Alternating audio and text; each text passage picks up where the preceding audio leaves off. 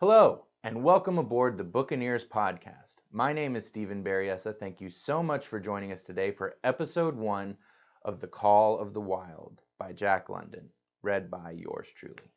Jack London packed a lot of life into his short 40 years. He was born in a working-class neighborhood of San Francisco in 1876 to Flora Wellman, who made her living as a spiritualist, claiming to channel the spirit of Black Hawk, chief of the Sauk tribe.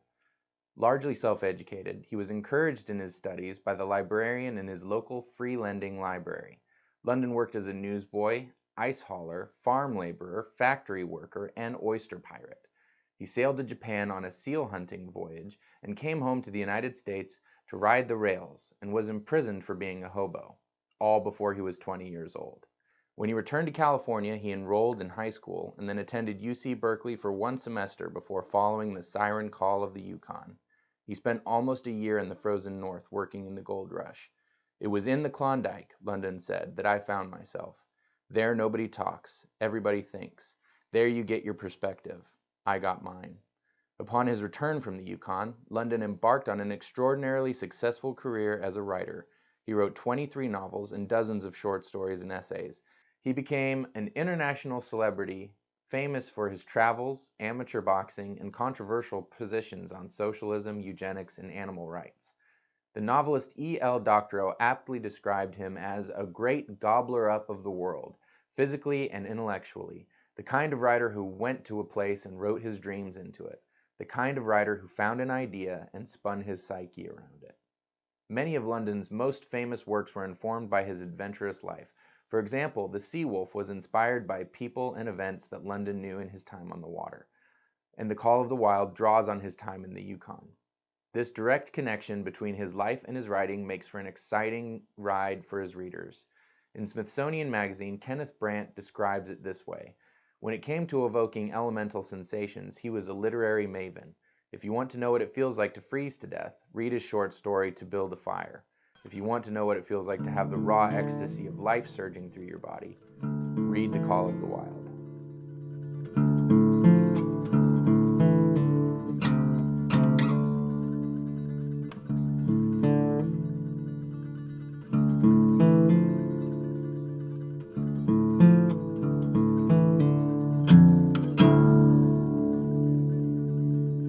Chapter 1. Into the Primitive.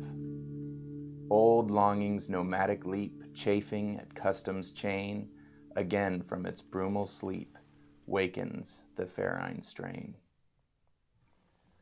Buck did not read the newspapers, or he would have known that trouble was brewing, not alone for himself, but for every tidewater dog, strong of muscle and with warm, long hair from Puget Sound to San Diego. Because men, groping in the Arctic darkness, had found a yellow metal. And because steamship and transportation companies were booming the find, thousands of men were rushing into the Northland. These men wanted dogs, and the dogs they wanted were heavy dogs with strong muscles by which to toil, and furry coats to protect them from the frost. Buck lived at a big house in the sun-kissed Santa Clara Valley. Judge Miller's place, it was called. It stood back from the road, half hidden among the trees, through which glimpses could be caught of the wide, cool veranda that ran around its 4 sides. The house was approached by graveled driveways which wound about through wide-spreading lawns and under the interlacing boughs of tall poplars. At the rear, things were on an even more spacious scale than at the front. There were great stables where a dozen grooms and boys held forth, rows of vine-clad servants' cottages, an endless and orderly array of outhouses, long grape arbors, green pastures, orchards, and berry patches. Then there was the pumping plant for the artesian well, and the big cement tank where Judge Miller's boys took their morning plunge and kept cool in the hot afternoon. And over this great domain, Buck ruled. Here he was born, and here he had lived the 4 years of his life. It was true there were other dogs. There could not but be other dogs on so vast a place, but they did not count. They came and went, resided in the populous kennels, or lived obscurely in the recesses of the house, after the fashion of Toots, the Japanese pug, or Isabel, the Mexican hairless. Strange creatures that rarely put nose out of doors or set foot to ground. On the other hand, there were the fox terriers, a score of them at least, who yelped fearful promises at Toots and Isabel looking out of the windows at them, and protected by a legion of housemaids armed with brooms and mops. But Buck was neither house dog nor kennel dog. The whole realm was his. He plunged into the swimming tank or went hunting with the judge's sons. He escorted Molly and Alice, the judge's daughters, on long twilight or early morning rambles. On wintry nights, he lay at the judge's feet before the roaring library fire. He carried the judge's grandsons on his back, or rolled them in the grass and guarded their footsteps through wild adventures down to the fountain in the stable yard, and even beyond, where the paddocks were, and the berry patches. Among the terriers he stalked imperiously, and Toots and Isabel he utterly ignored, for he was king over all creeping, crawling, flying things of Judge Miller's place, humans included. His father, Elmo, a huge St. Bernard, had been the judge's inseparable companion, and Buck bid fair to follow in the way of his father. He was not so large, he weighed only 140 pounds, for his mother, Shep, had been a Scotch shepherd dog.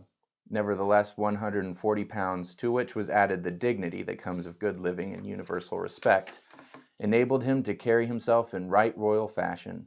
During the 4 years since his puppyhood, he had lived the life of a sated aristocrat. He had a fine pride in himself, was even a trifle egotistical, as country gentlemen sometimes become because of their insular situation. But he had saved himself by not becoming a mere pampered house dog. Hunting and kindred outdoor delights had kept down the fat and hardened his muscles, and to him, as to the cold tubbing races, the love of water had been a tonic and a health preserver. And this was the manner of dog Buck was in the fall of 1897, when the Klondike strike dragged men from all the world into the frozen north. But Buck did not read the newspapers, and he did not know that Manuel, one of the gardener's helpers, was an undesirable acquaintance. Manuel had one besetting sin. He loved to play Chinese lottery. Also in his gambling he had one besetting weakness, faith in a system, and this made his damnation certain. For to play a system requires money, while the wages of a gardener's helpers do not lap over the needs of a wife and numerous progeny. The judge was at a meeting of the Raisin Growers Association, and the boys were busy organizing an athletic club on the memorable night of Manuel's treachery. No one saw him and Buck go off through the orchard on what Buck imagined was merely a stroll, and with the exception of a solitary man, no one saw them arrive at the little flag station known as College Park. This man talked with Manuel, and money chinked between them. "You might wrap up the goods before you deliver 'em," the stranger said gruffly, and Manuel doubled the piece of stout rope around Buck's neck under the collar. "Twist it, and you'll choke him plenty," said Manuel, and the stranger grunted a ready affirmative. Buck had accepted the rope with quiet dignity. To be sure, it was an unwonted performance, but he had learned to trust in men he knew, and to give them credit for a wisdom that outstretched his own. But when the ends of the rope were placed in the stranger's hand, he growled menacingly. He had merely intimated his displeasure, in his pride believing that to intimate was to command. But to his surprise, the rope tightened around his neck, shutting off his breath. In quick rage, he sprang at the man, who met him halfway, grappled him close by the throat, and with a deft twist threw him over on his back. Then the rope tightened mercilessly, while Buck struggled in a fury, his tongue lolling out of his mouth and his great chest panting futilely. Never in all his life had he been so vilely treated, and never in all his life had he been so angry. But his strength ebbed, his eyes glazed, and he knew nothing when the train was flagged and the two men threw him into the baggage car. The next he knew, he was dimly aware that his tongue was hurting, and that he was being jolted along in some kind of conveyance. The hoarse shriek of a locomotive whistling a crossing told him where he was. He had traveled too often with the judge not to know the sensation of riding in a baggage car. He opened his eyes, and into them came the unbridled anger of a kidnapped king. The man sprang for his throat, but Buck was too quick for him. His jaws closed on the hand, nor did they relax till his senses were choked out of him once more. "Yep," "Has fits," the man said, hiding his mangled hand from the baggage man, who had been attracted by the sounds of struggle. "I'm taking him up for the boss to Frisco. A crack dog doctor there thinks he can cure him." Concerning that night's ride, the man spoke most eloquently for himself, in a little shed back of a saloon on the San Francisco waterfront. "All I get is 50 for it," he grumbled, "and I wouldn't do it over for 1,000, cold cash." His hand was wrapped in a bloody handkerchief, and his right trouser leg was ripped from knee to ankle. "How much did the other mug get?" the saloon keeper demanded. "100," was the reply. "Wouldn't take a sou less, so help me." "That makes 150, the saloon keeper calculated, "and he's worth it, or I'm a squarehead." The kidnapper undid the bloody wrappings and looked at his lacerated hand. "If I don't get the hydrophoby, it'll be because you were born to hang," laughed the saloon keeper. "Here, lend me a hand before you pull your freight," he added. Dazed, suffering intolerable pain from throat and tongue, with the life half throttled out of him, Buck attempted to face his tormentors, but he was thrown down and choked repeatedly till they succeeded in filing the heavy brass collar from off his neck. Then the rope was removed, and he was flung into a cage-like crate. There he lay for the remainder of the weary night, nursing his wrath and wounded pride. He could not understand what it all meant. What did they want with him, these strange men? Why were they keeping him pent up in this narrow crate? He did not know why, but he felt oppressed by the vague sense of impending calamity. Several times during the night he sprang to his feet when the shed door rattled open, expecting to see the judge, or the boys at least. But each time it was the bulging face of the saloon keeper that peered in at him by the sickly light of a tallow candle. And each time the joyful bark that trembled in Buck's throat was twisted into a savage growl. But the saloon keeper let him alone, and in the morning 4 men entered and picked up the crate. More tormentors, Buck decided, for they were evil-looking creatures, ragged and unkempt. And he stormed and raged at them through the bars. They only laughed and poked sticks at him, which he promptly assailed with his teeth till he realized that that was what they wanted, whereupon he lay down sullenly and allowed the crate to be lifted into a wagon. Then he and the crate in which he was imprisoned began a passage through many hands. Clerks in the express office took charge of him. He was carted about in another wagon. A truck carried him with an assortment of boxes and parcels upon a ferry steamer. He was trucked off the steamer into a great railway depot, and finally he was deposited in an express car. For 2 days and nights this express car was dragged along at the tail of shrieking locomotives, and for 2 days and nights Buck neither ate nor drank. In his anger he had met the first advances of the express messengers with growls, and they had retaliated by teasing him. When he flung himself against the bars, quivering and frothing, they laughed at him and taunted him. They growled and barked like detestable dogs, mewed and flapped their arms and crowed. It was all very silly, he knew, but therefore the more outrage to his dignity, and his anger waxed and waxed. He did not mind the hunger so much, but the lack of water caused him severe suffering, and fanned his wrath to fever pitch.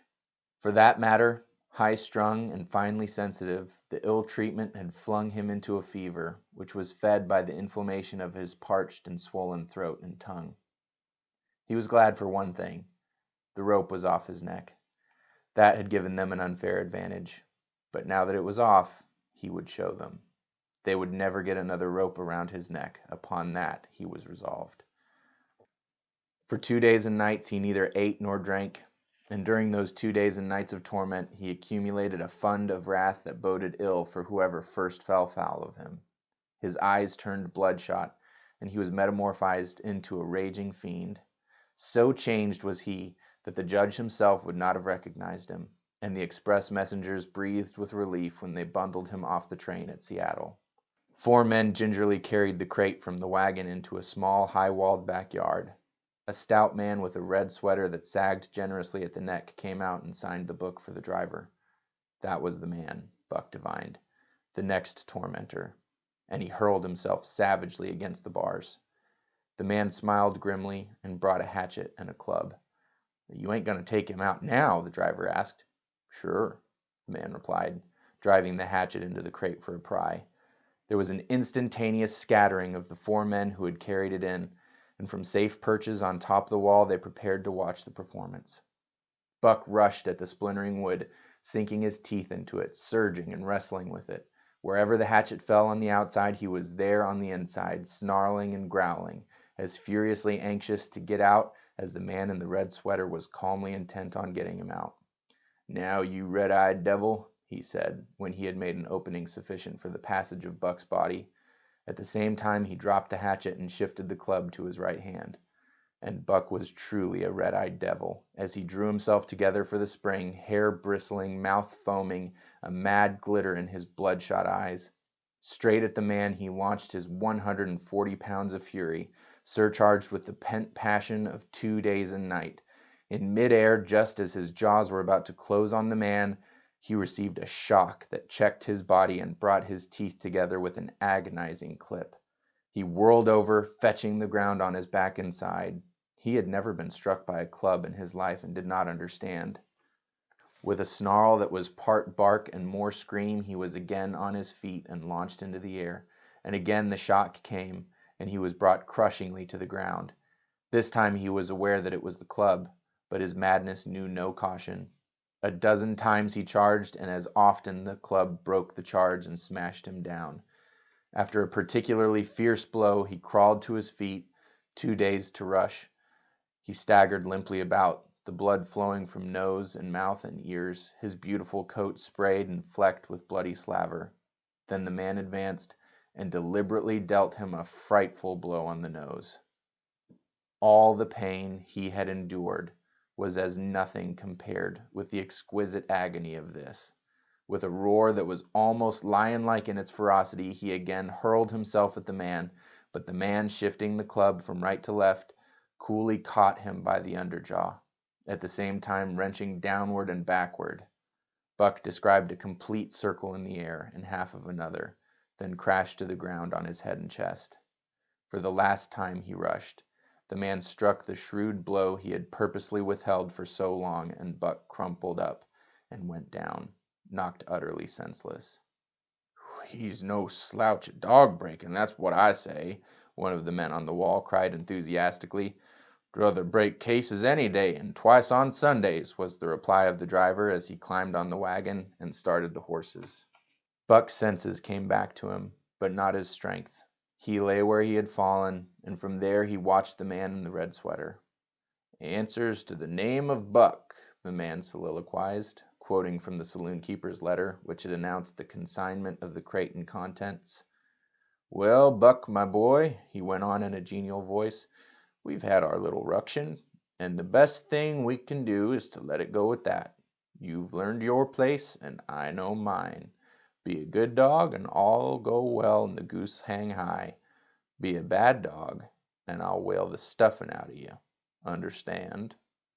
As he spoke, he fearlessly patted the head he had so mercilessly pounded, and though Buck's hair involuntarily bristled at the touch of the hand, he endured it without protest. When the man brought him water, he drank eagerly, and later bolted a generous meal of raw meat, chunk by chunk, from the man's hand. He was beaten, he knew that, but he was not broken. He saw, once for all, that he stood no chance against a man with a club. He had learned the lesson, and in all his afterlife he never forgot it. That club was a revelation. It was his introduction to the reign of primitive law, and he met the introduction halfway.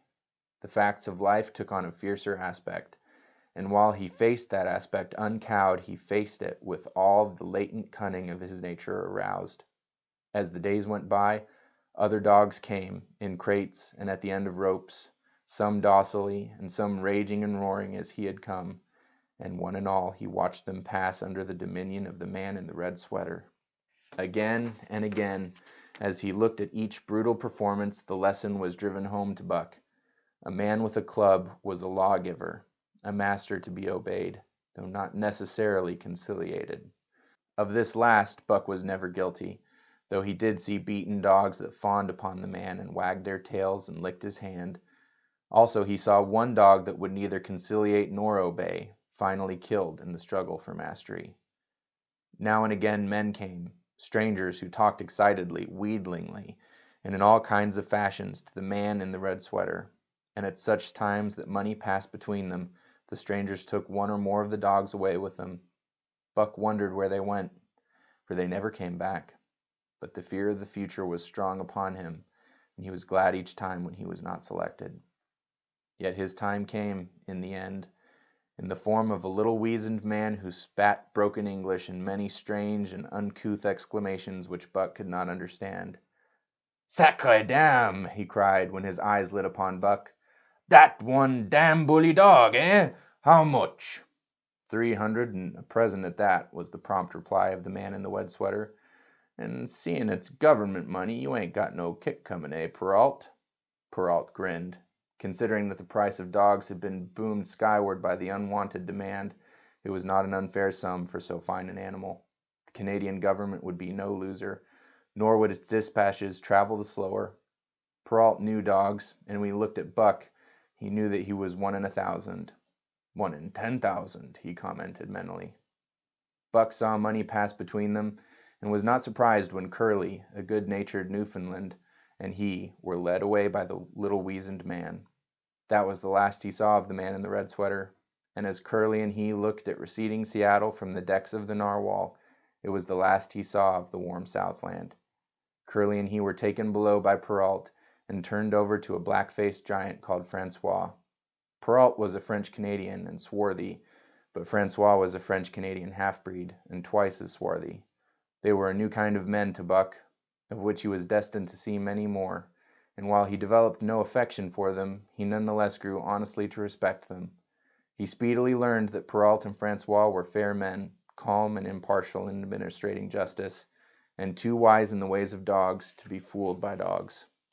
In the 'tween decks of the Narwhal, Buck and Curly joined 2 other dogs. One of them was a big, snow-white fellow from Spitzbergen, who had been brought away by a whaling captain, and who had later accompanied a geological survey into the Barrens. He was friendly in a treacherous sort of way, smiling into one's face the while he meditated some underhand trick, as for instance when he stole from Buck's food at the first meal. As Buck sprang to punish him, the lash of Francois's whip sang through the air, reaching the culprit first, and nothing remained to Buck but to recover the bone. That was fair of Francois, he decided, and the half-breed began his rise in Buck's estimation. The other dog made no advances, nor received any. Also, he did not attempt to steal from the newcomers.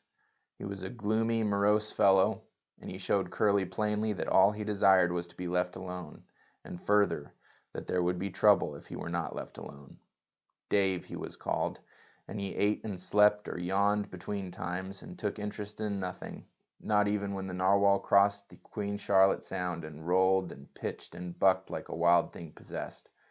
When Buck and Curly grew excited, half wild with fear, he raised his head as though annoyed, favored them with an incurious glance, yawned, and went to sleep again. Day and night the ship throbbed to the tireless pulse of the propeller, and though one day was very like another, it was apparent to Buck that the weather was steadily growing colder. At last, one morning the propeller was quiet, and the Narwhal was pervaded with an atmosphere of excitement. He felt it, as did the other dogs, and knew that a change was at hand. Francois leashed them and brought them on deck. At the first step upon the cold surface, Buck's feet sank into a white, mushy something, very like mud. He sprang back with a snort. More of this white stuff was falling through the air. He shook himself, but more of it fell upon him. He sniffed it curiously, then licked some up on his tongue. It bit like fire, and the next instant was gone. This puzzled him. He tried it again with the same result. The onlookers laughed uproariously, and he felt ashamed. He knew not why, for it was his first snow. Chapter 2. The Law of Club and Fang. Buck's first day on the Dyea beach was like a nightmare. Every hour was filled with shock and surprise. He had been suddenly jerked from the heart of civilization and flung into the heart of things primordial. No lazy, sun-kissed life was this, with nothing to do but loaf and be bored. Here was neither peace, nor rest, nor a moment's safety. All was confusion and action, and every moment life and limb were in peril. There was imperative need to be constantly alert, for these dogs and men were not town dogs and men. They were savages, all of them, who knew no law but the law of club and fang. He had never seen dogs fight as these wolfish creatures fought, and his first experience taught him an unforgettable lesson. It is true, it was a vicarious experience, else he would not have lived to profit by it. Curly was the victim. They were camped near the log store, where she, in her friendly way, made advances to a husky dog the size of a full-grown wolf, though not half so large as she. There was no warning, only a leap in like a flash, a metallic clip of teeth, and a leap out equally swift. And Curly's face was ripped open from eye to jaw. It was the wolf manner of fighting, to strike and leap away, but there was more to it than this. 30 or 40 huskies ran to the spot and surrounded the combatants in an intent and silent circle. Buck did not comprehend that silent intentness, nor the eager way with which they were licking their chops. Curly rushed her antagonist, who struck again and leapt aside. He met her next rush with his chest, in a peculiar fashion that tumbled her off her feet. She never regained them. This was what the onlooking huskies had waited for. They closed in upon her, snarling and yelping, and she was buried, screaming with agony, beneath the bristling mass of bodies. So sudden was it and so unexpected that Buck was taken aback. He saw Spitz run out his scarlet tongue in a way he had of laughing, and he saw Francois, swinging an axe, spring into the mess of dogs. 3 men with clubs were helping him to scatter them. It did not take long. 2 minutes from the time Curly went down to the last of her assailants were clubbed off, but she lay there, limp and lifeless, in the bloody trampled snow, almost literally torn to pieces, the swart half-breed standing over her and cursing horribly. The scene often came back to Buck to trouble him in his sleep. So that was the way. No fair play. Once down, that was the end of you. Well, he would see to it that he never went down. Spitz ran out his tongue and laughed again, and from that moment Buck hated him with a bitter and deathless hatred. Before he had recovered from the shock caused by the tragic passing of Curly, he received another shock. Francois fastened upon him an arrangement of straps and buckles. It was a harness, such as he had seen the grooms put on the horses at home, and as he had seen horses work, so he was set to work, hauling Francois on a sled to the forest that fringed the valley, and returning with a load of firewood. Though his dignity was sorely hurt by thus being made a draft animal, he was too wise to rebel. He buckled down with a will, and did his best, though it was all new and strange. Francois was stern, demanding instant obedience, and by virtue of his whip receiving instant obedience, while Dave, who was an experienced wheeler, nipped Buck's hindquarters whenever he was in error. Spitz was the leader, likewise experienced, and while he could not always get at Buck, he growled sharp reproof now and again, or cunningly threw his weight in the traces to jerk Buck into the way he should go. Buck learned easily, and under the combined tuition of his 2 mates and Francois made remarkable progress. Ere they had returned to camp, he knew enough to stop at "Ho!" to go ahead at "Mush!" to swing wide on the bends, and to keep clear of the wheeler when the loaded sled shot downhill at their heels. "Tree ver good dogs," Francois told Perrault. "Dat Buck him pull like hell. I teach him quick as anything." By afternoon, Perrault, who was in a hurry to be on the trail with his dispatches, returned with 2 more dogs. Billy and Joe, he called them, 2 brothers and true huskies both. Son of the one mother though they were as different as day and night. Billy's one fault was his excessive good nature, while Joe was the very opposite, sour and introspective, with a perpetual snarl and a malignant eye. Buck received them in comradely fashion. Dave ignored them, while Spitz proceeded to thrash first one and then the other. Billy wagged his tail appeasingly, turned to run when he saw that appeasement was of no avail, and cried, still appeasingly, when Spitz's sharp teeth scored his flank. But no matter how Spitz circled, Joe wheeled around on his heels to face him, mane bristling, ears laid back, lips writhing and snarling, jaws clipping together as fast as he could snap, and eyes diabolically gleaming, the incarnation of belligerent fear. So terrible was his appearance that Spitz was forced to forego disciplining him, but to cover his own discomfiture, he turned upon the inoffensive and wailing Billy and drove him to the confines of the camp. By evening, Perrault secured another dog, an old husky, long and lean and gaunt, with a battle-scarred face and a single eye which flashed a warning of prowess that commanded respect. He was called Sol-Leks, which means the Angry One. Like Dave, he asked nothing, gave nothing, expected nothing, and when he marched slowly and deliberately into their midst, even Spitz left him alone. He had one peculiarity which Buck was unlucky enough to discover. He did not like to be approached on his blind side. Of this offense Buck was unwittingly guilty, and the first knowledge he had of his indiscretion was when Sol-Leks whirled upon him and slashed his shoulder to the bone for 3 inches up and down. Forever after, Buck avoided his blind side, and to the last of their comradeship had no more trouble. His only apparent ambition, like Dave's, was to be left alone, though as Buck was afterward to learn, each of them possessed one other and even more vital ambition. That night Buck faced the great problem of sleeping. The tent, illuminated by a candle, glowed warmly in the midst of the white plain, and when he, as a matter of course, entered it, both Perrault and Francois bombarded him with curses and cooking utensils, till he recovered from his consternation and fled ignominiously into the outer cold. A chill wind was blowing that nipped him sharply and bit with especial venom into his wounded shoulder. He lay down on the snow and attempted to sleep, but the frost soon drove him shivering to his feet. Miserable and disconsolate, he wandered about among the many tents, only to find that one place was as cold as another.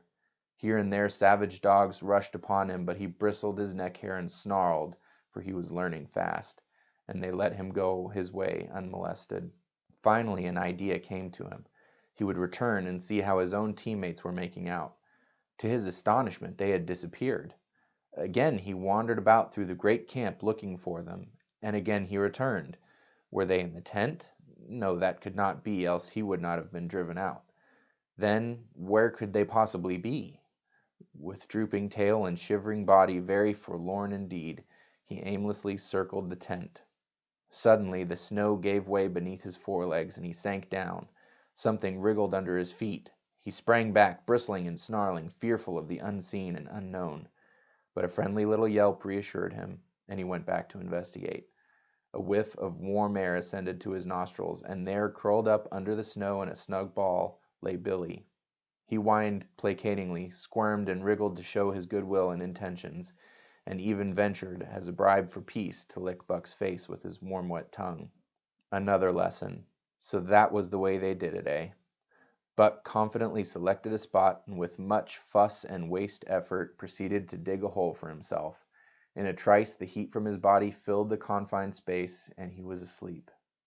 The day had been long and arduous, and he slept soundly and comfortably, though he growled and barked and wrestled with bad dreams. Nor did he open his eyes till roused by the noises of the waking camp. At first he did not know where he was. It had snowed during the night, and he was completely buried. The snow walls pressed him on every side, and a great surge of fear swept through him. The fear of the wild thing for the trap. It was a token that he was harking back through his own life to the lives of his forebears, for he was a civilized dog, an unduly civilized dog, and of his own experience knew no trap, and so could not of himself fear it. The muscles of his whole body contracted spasmodically and instinctively. The hair on his neck and shoulders stood on end, and with a ferocious snarl he bounded straight up into the blinding day, the snow flying about him in a flashing cloud.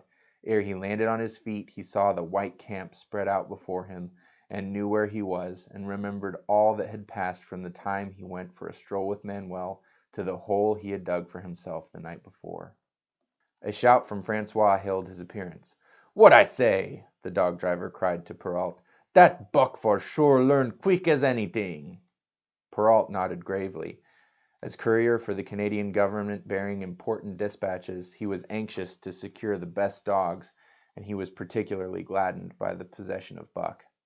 3 more huskies were added to the team inside an hour, making a total of 9, and before another quarter of an hour had passed, they were in harness and swinging up the trail toward Dyea Canyon. Buck was glad to be gone, and though the work was hard, he found he did not particularly despise it. He was surprised at the eagerness which animated the whole team and which was communicated to him. But still more surprising was the change wrought in Dave and Sol-Leks. They were new dogs, utterly transformed by the harness. All passiveness and unconcern had dropped from them. They were alert and active, anxious that the work should go well, and fiercely irritable with whatever by delay or confusion retarded that work. The toil of the traces seemed the supreme expression of their being, and all that they lived for, and the only thing in which they took delight. Dave was wheeler, or sled dog. Pulling in front of him was Buck. Then came Sol Lex. The rest of the team was sprung out ahead single file to the leader, which position was filled by Spitz. Buck had been purposefully placed between Dave and Sol Lex so that he might receive instruction. Apt scholar that he was, they were equally apt teachers, never allowing him to linger long in error, and enforcing their teachings with their sharp teeth. Dave was fair and very wise. He never nipped Buck without cause, and he never failed to nip him when he stood in need of it. As Francois's whip backed him up, Buck found it to be cheaper to mend his ways than to retaliate. Once, during a brief halt, when he got tangled in the traces and delayed the start, both Dave and Sol Lex flew at him and administered a sound trouncing. The resulting tangle was even worse, but Buck took good care to keep the traces clear thereafter, and ere the day was done, so well had he mastered his work, his mates about ceased nagging him. Francois's whip snapped less frequently, and Perrault even honored Buck by lifting up his feet and carefully examining them.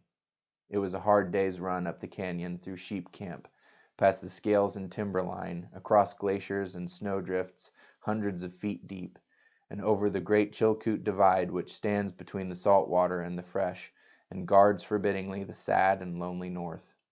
They made good time down the chain of lakes which fills the craters of extinct volcanoes, and late that night pulled into the huge camp at the head of Lake Bennett, where thousands of gold seekers were building boats against the breakup of the ice in the spring.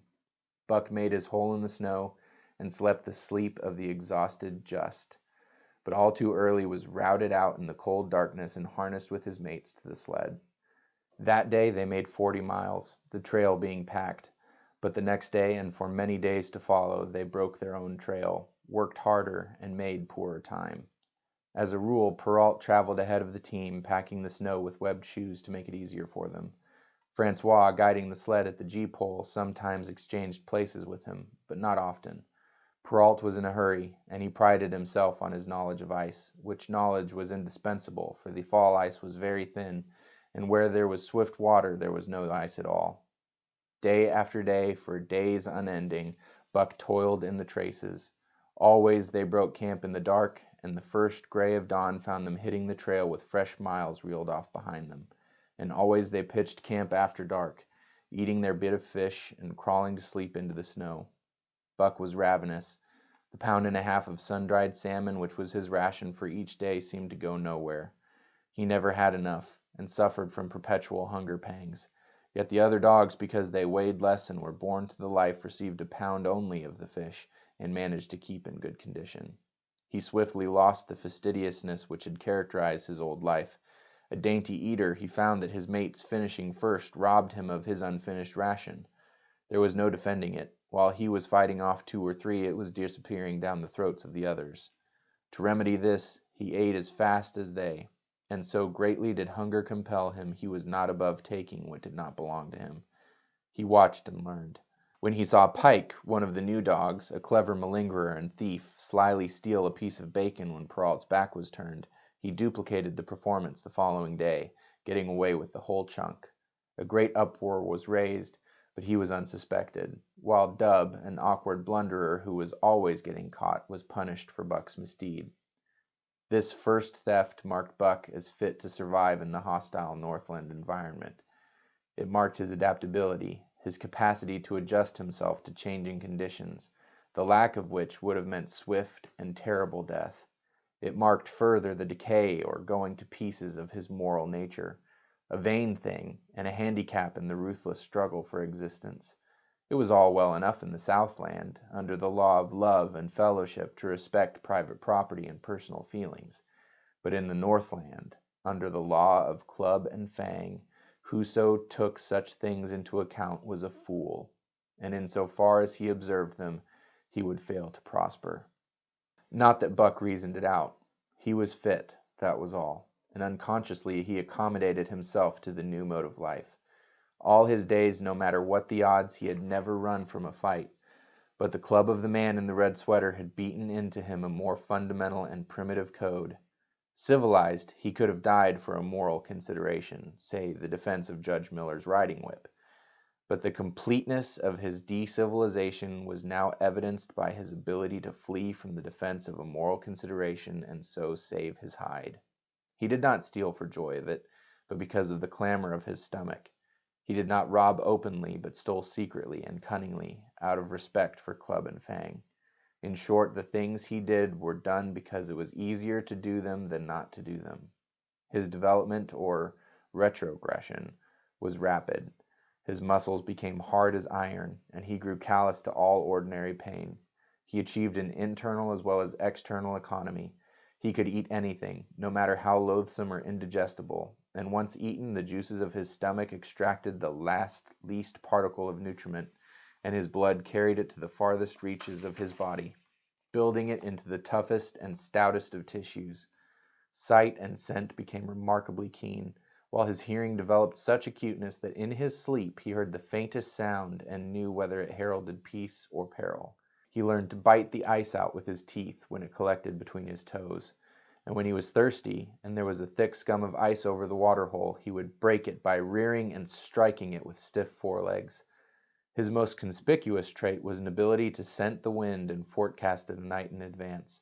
No matter how breathless the air, when he dug his nest by tree or bank, the wind that later blew inevitably found him to leeward, sheltered and snug. And not only did he learn by experience, but instincts long dead became alive again. The domesticated generations fell from him. In vague ways he remembered back to the youth of the breed, to the time the wild dogs ranged in packs through the primeval forest and killed their meat as they ran it down. It was no task for him to learn to fight with cut and slash and the quick wolf snap. In this manner had fought forgotten ancestors. They quickened the old life within him, and the old tricks which they had stamped into the heredity of the breed were his tricks. They came to him without effort or discovery, as though they had always been his. And when, on the still, cold nights, he pointed his nose at a star and howled long and wolf-like, it was his ancestors, dead and dust, pointing nose at star and howling down through the centuries and through him. And his cadences were their cadences, the cadences which voiced their woe, and what to them was the meaning of the stiffness and the cold and dark. Thus, as token of what a puppet thing life is, the ancient song surged through him, and he came into his own again.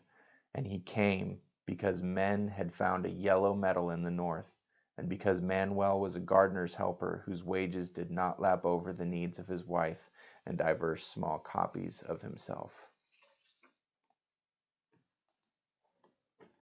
Thanks again for joining us. If you liked what you heard, please hit the buttons below, give us a like and a subscribe, and hit that bell icon so you get notified whenever we drop a new video. You can follow the links to find us on Facebook, Instagram, and Twitter. Please share us with your friends and family, and join us next time for the next episode of the Bookaneers Podcast.